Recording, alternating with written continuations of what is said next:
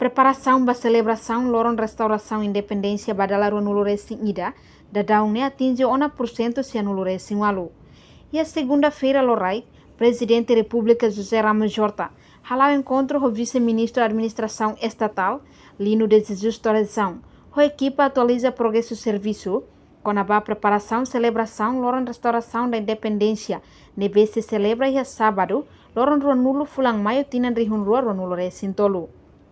Governante ne afirma e a cerimônia 20 de maio se diferença da celebração em Hiracliuba, também se enfrentamos a atividade de eleição parlamentar.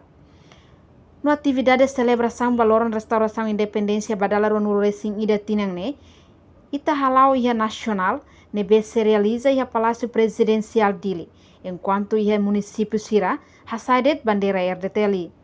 Cerimônia 20 de maio da hora da selannya sama cerimônia 20 de maio ida liubah.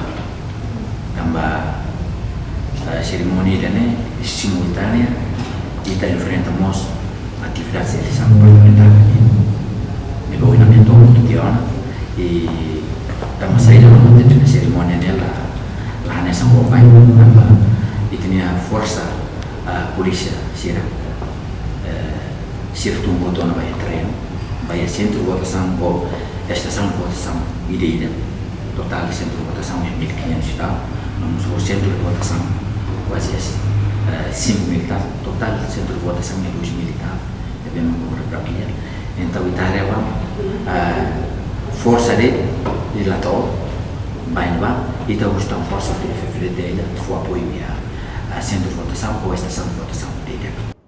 Entretanto, total orçamento para a celebração hamutu krihung atus tolu $50 americano. Reportagem Selfiana Kait, Televisão Timor Post. Janela Informação by Emma Hotu. Atuheta informação atual diakliu kita haluha. Haneham botão subscribe, like, halo comentário no Farretutang ba media social Hotu.